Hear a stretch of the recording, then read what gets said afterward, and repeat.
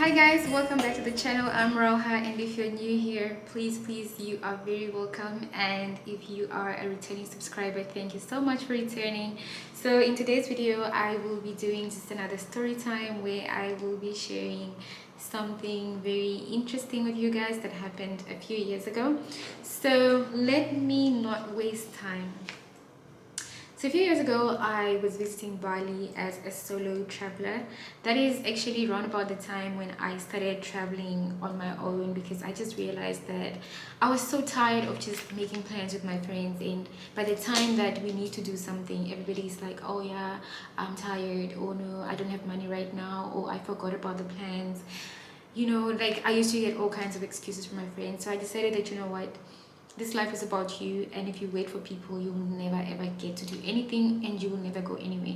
So I told myself that I'm a grown-up now, and I need to start traveling on my own. I need to start doing things by myself without having to depend on my friends, and without having to count on them all the time. I decided that I'm going to Bali. I was enjoying every moment of it. I was visiting so many places, and before I went, I actually had a list that I compiled of places and things that I wanted to do and places that I wanted to see. So the transport in Bali was really cheap, and the accommodation was so cheap. So everything was just going well. I was getting to meet so many people. I was going to so many places and just seeing so many beautiful things that I've never seen before. And then one day, I finally decided that I wanted to go to Nusa Penida, which is another island. So you basically need a boat to get on a boat to go there, and so, or a ferry rather, as they call it. So I was like, okay, cool. So here I am. I was surfing the app couch surfing, and I actually saw someone who had listed an event that they are also going to Nusa Penida. So since I didn't really want to be by myself, I thought, why not? It's couch surfing.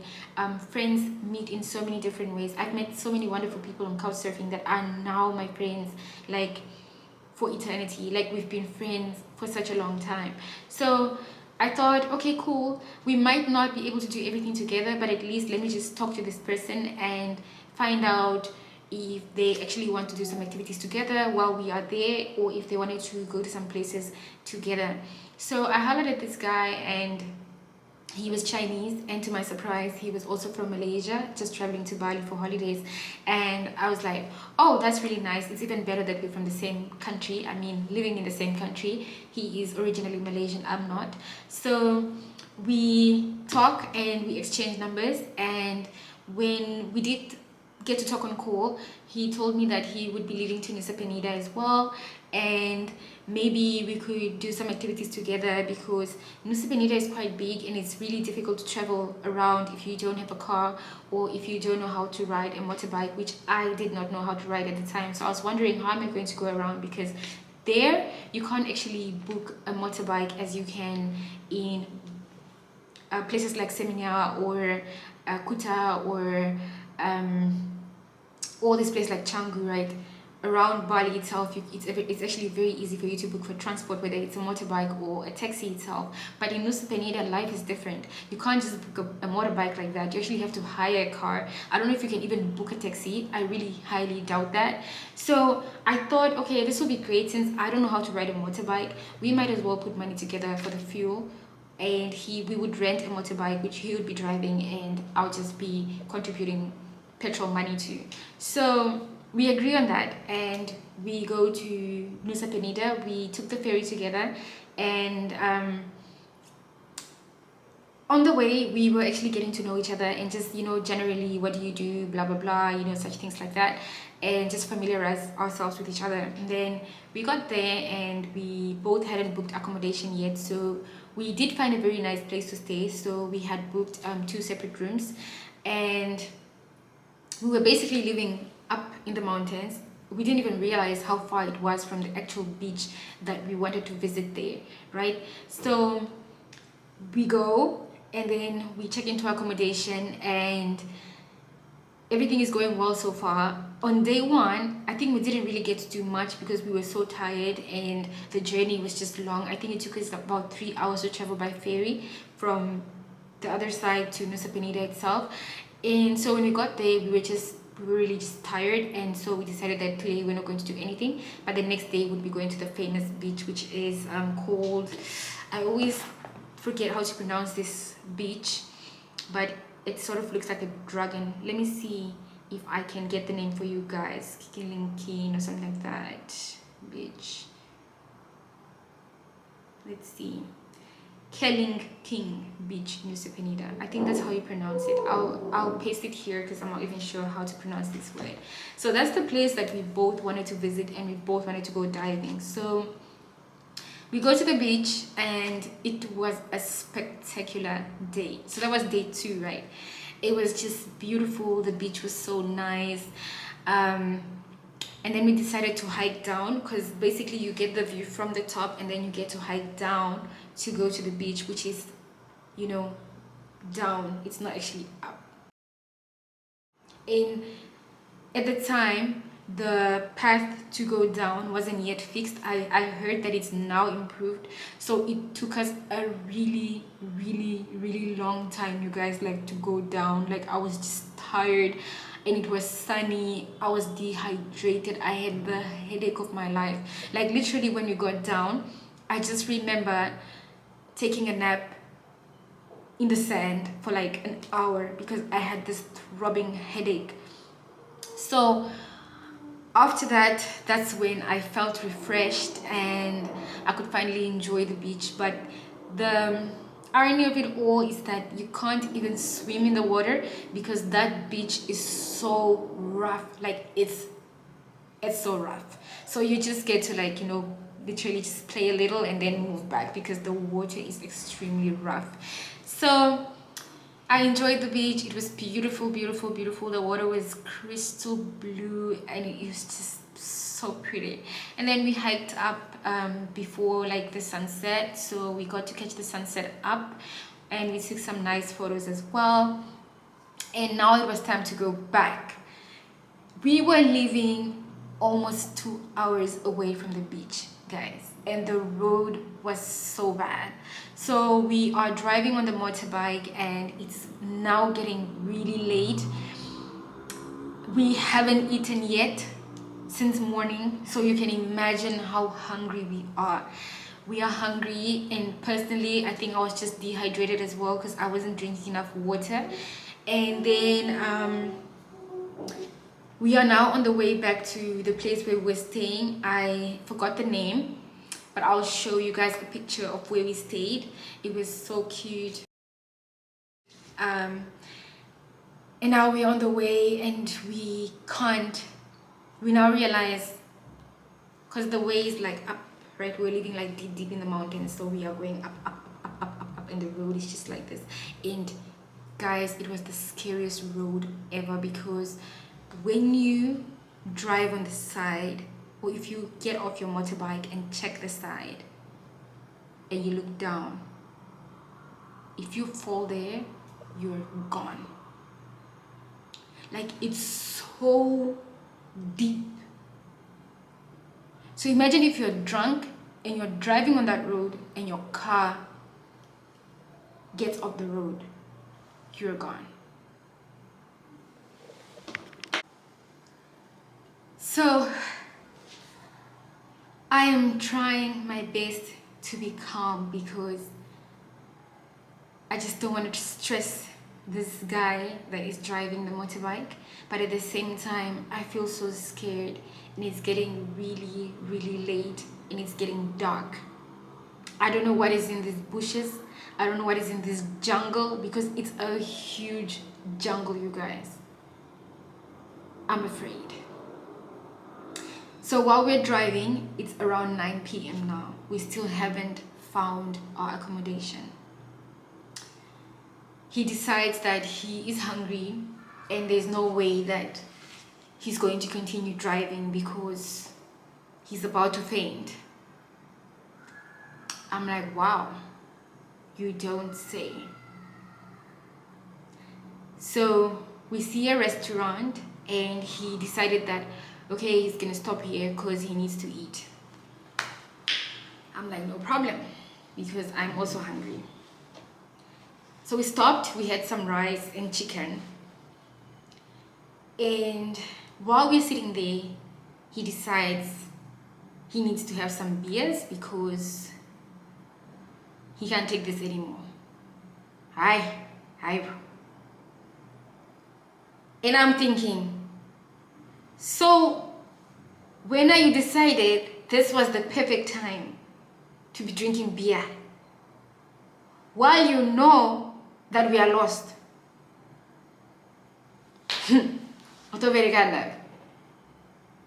because I'm a passenger, I can't even express myself because I don't want the driver to leave me behind. Because I don't even know where I am at this stage, right? But the man is like, nope, I need to have beers. It's the only way that I can calm down because I can't take it anymore.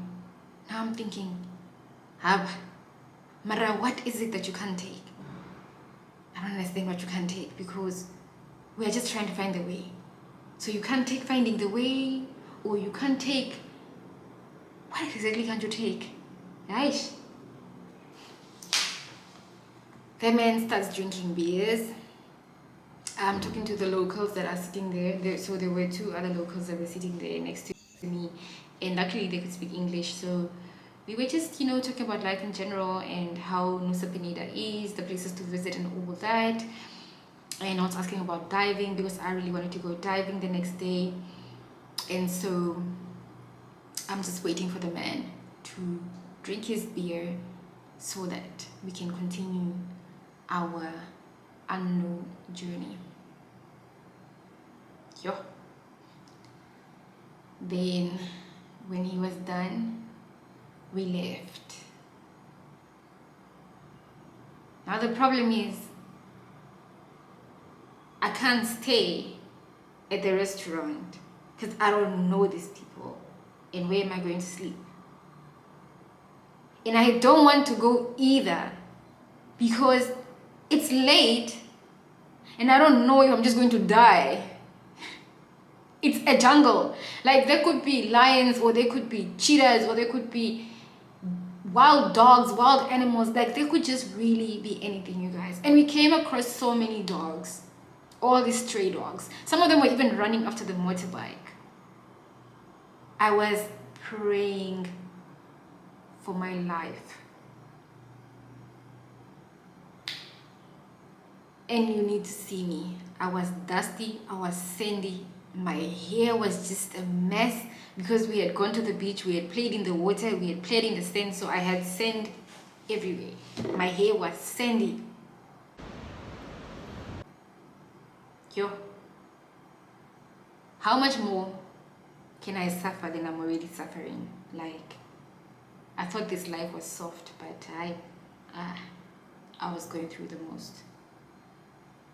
Oh, at that stage, I didn't even know if I was going through the most or the most was going through me.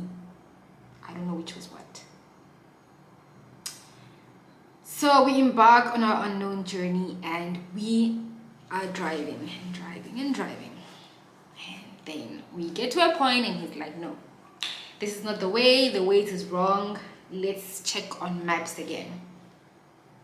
Then we check on maps and then we drive again. Up and up and up and up and up and up and up and down and down and down and down and down. And he says, no, let's check the maps again. Then we get to a point and it's still not accommodation. We get to another point, it's still not accommodation. Guys, I am about to cry. Like, I am praying for my life because I'm thinking, guys, what in the hell is my family going to think? And how in the hell is my family going to know where I am if I die? Because I don't even know where I am myself. Okay? So we are driving and we are getting to nowhere. I get fed up because everybody has a breaking point, and I tell him, you know what? The next guest house or hostel or hotel or home, even if it's someone's home, whatever place we see, can you please stop So I can just go inside, knock on the people's door and ask them if they know where our place is. And then he's looking at me and he's like, oh, do you want me to leave you there? Or how? Are you gonna ask and then I'm gonna wait for you? This guy's getting aggressive and I'm like, hey, shy woman, calm down. Baby, calm down. Calm down. Like, what is wrong with you, my dear? Why are you so angry? Are we both not trying to solve this problem? We're both trying to get home safely. Mara, you are only thinking about yourself. So cool. So we see a place that looks like a hotel, but it's like, you know, these lodges. It looks like a lodge. So I tell him, stop there, please. Like, I cannot continue like this. Okay. Let's at least go ask these people if they know where we live. So finally, the man agrees. Now, I'm even calling him a man. He was a young boy. Like, I guess we were either the same age or he was slightly younger than me. I don't know why he was so stubborn. And then we stop there and I go and knock. A man comes out of the lodge and I tell him that, sir, please, I need your help. I am lost. I don't know where I am. I don't know where I'm going. But this is my address. Do you maybe know where it is? And the man says, yes, it's about 3 hours away. Guys, it is 1 a.m. There's no way I'm driving through that jungle for 3 hours. I can't. I cannot do that. I cannot. So I'm like, hold on. So this place is 3 hours from where we are. And the man says yes. He knows where it is. I'm like, I'm not doing that. I cannot, I don't want to, I will not. I'm unable to do that. Now I go back to this guy that we're traveling with and I tell him that, yo, so the man is saying that our hotel is 3 hours away. Now I don't know about you, but I'm not leaving this place. Even if it means I need to sit outside and wait till morning.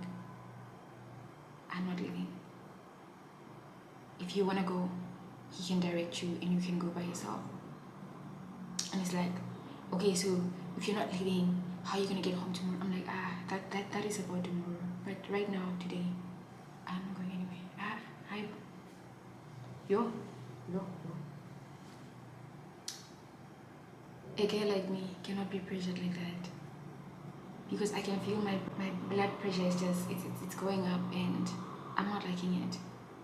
I'm stressed and I don't like stress. And so he says, okay, since you already spoke to him, talk to him and ask him if he can give us a place to sleep for tonight. I'm like, no problem. That time I'm also humbling myself because I know that tomorrow I won't have transport to go back to our hotel. So I need to humble myself. Now I go back and I knock again and the man comes out and I tell him that, sir, I'm so sorry, but it's really late. I don't know if we can get there by tonight. Please, if I can just ask you to give us a place to stay for tonight. I'm begging you. Even if we need to just sit in the kitchen or if you have a living room where we can just sit and wait, I'll be so grateful. And the man says that, okay, he only has one room left, so we would need to share a room. And because I'm so desperate and I'm so fed up and I'm done, I tell him that thank you so much, sir. We will take the room. And he didn't even charge us for the room, hey? He said it's free. I can only suffer well, guys. The only part I don't suffer well is the fact that I had to share a room with the other guy. But okay, so I go back to my traveling partner, and I tell him that, yo, so we got a room to stay in for the night. Since it's just a few hours away, why don't we just take the room and wait till tomorrow while the sun is up, and then we can go back to our place. And then he says, okay, cool, we'll take the room. So we take the room. I'm happy, I'm at peace, because I don't see myself driving through that jungle at that hour, guys. Soft life is necessary by any means. Well, not by any means, but you get what I mean, right? Sometimes you have to do what is best for you. So now we go to the room that we are given, and sadly there is only one bed. I'm like, yo,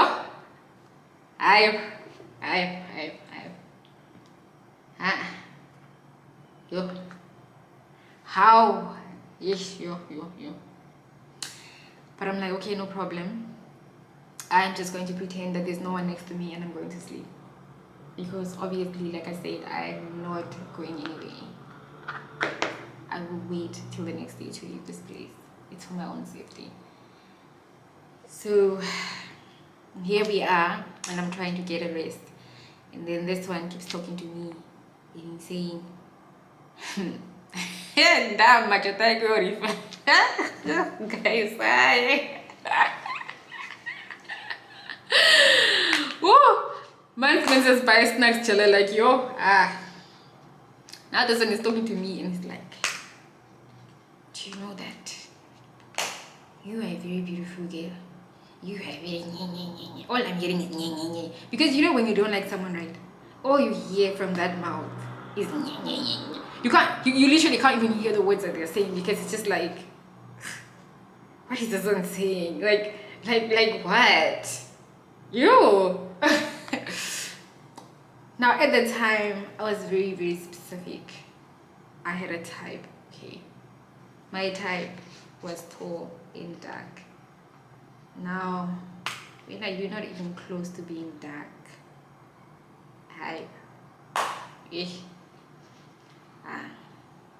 Now that I'm a bit grown up, I think my taste is becoming more diversified. But at the time, I was like,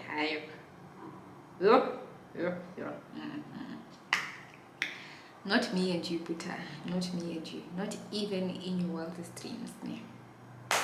I don't know how you came about that thought, but yes, you need to try another African girl. It's not me. So he keeps on talking to me, and all I can hear is just and I'm like, every time he moves close to me, I'm moving away and I'm moving away. Then I think he got the picture, so he went out of the room and he was sitting outside the doorstep, because it was like individual rooms. It wasn't like an inside sort of place. It was like just a room, then another room. So you could exit your room, and then it's just, you see the outside area. So now he's sitting outside, and I'm like, yeah, if you think I'm going to call you to come and sleep, you are wrong. I am going to sleep. You can sit outside with the mosquitoes the whole night if that's what you want, but me, I am happy that you're sitting there. But don't think I will sympathize to come and fetch you. It's not me. So fast forward, it's morning, I can hear the chickens, and our friend is still outside. I'm like, ooh, you don't say. Very good, very smart of you to stay there, because clearly I don't want you to be inside this room at all. Thank God you thought about sitting outside. So when I woke up, he said, let's go, we don't have time. It's just 6 o'clock. What do you mean we don't have time? Like, what kind of aggressiveness is this? Why are you so aggressive? Sure. So because I'm being humble and I don't want to be left behind, I'm like, whoo, let me get my things and go. So we go, well, first I go thank the man that gave us the place to stay, and then we get on our way, and the whole way we haven't said a word to each other. We get to the place where we were staying, we haven't said a word to each other. He just tells me that since today is the last day here, I'm going diving. Now I don't know where you intend to go diving, but can you tell me so I can drop you there and come pick you up so that I can go and drop you at the ferry, since we both contributed for the petrol. Oh no, guys, wait. First, he actually told me that he doesn't know about how I'm going diving, but as for him, he's going to this diving center. I said, no, I'm actually going to another one which I booked. So he tells me that I don't know how you're going to get there, but I am going to mine. I'm like, hi, why are you being like that? We both contributed for the petrol. What do you mean you don't know how I'm going to get to mine? Can you please be kind enough and drop me there? Then I think he feels pity for me, and then he says, okay. So he drops me off. And I'm like, man. Men can be heartless. So, but I'm glad that he dropped me off. I had to humble myself so that I don't get left in the middle of nowhere. Then he dropped me off and he told me that I better be done at 3 o'clock because that's the time that he's coming to pick me up. I'm like, okay, don't worry, I'll be ready. At this stage, there's no time to be, who are you to tell me or what, hey, what, no. Just have to agree. So luckily I was done with my dive before that, so I was just waiting for him to come pick me up. And then he picked me up, we went to the ferry, and we dropped off the motorbike where we had rented it. And once we dropped the motorbike off, he didn't even say goodbye, he didn't even talk to me, he just left. I'm like, so because I didn't let you touch me, and because I didn't let you get your way with me, you are acting like a spoiled kid who didn't get what they asked for. That, my friend, is your business. So ever since that day or that experience, I've been very selective of couch surfing friends and just generally doing stuff with couch surfing friends. Like, I'm really picky, and I can even say that most of the friends that I prefer to make on couch surfing are women. But as for the men, if it's like an activity like hiking, where a group of people are going hiking, or a group of people are doing something, or there's some cooking classes going on, I don't mind what gender is there, because I now know that we are a group, you know. But if it's like something that is more individual based with that gender, it's a no from me. It's a no, because that gender will disappoint you. But I'm not gonna lie to you guys, you also meet very, very, very, very good people on couch surfing. I mean, very good, very good. So that was my experience of how I got lost in Bali and almost got left in the middle of nowhere by the person that I was traveling with for that trip. But I'm glad I made it out alive and safe. Got to the ferry and then back to Bali, where I was staying, and continued my travels. So long story short, always make sure that you're safe, guys, and always be cautious of who you travel with. And remember that some people are only willing to be good to you considering that they get something in return. And if they don't get what they want, they no longer see you as a good person. They now see you as the bad character in the story, which is obviously not true, but that's the narrative. All right, so that was my story. Hope you guys enjoyed the story. Take care, you guys. Love you guys so much. If you haven't already liked this video, like, comment, subscribe, and share the video. You guys, share these videos with everybody that you know. Take care. and cheers.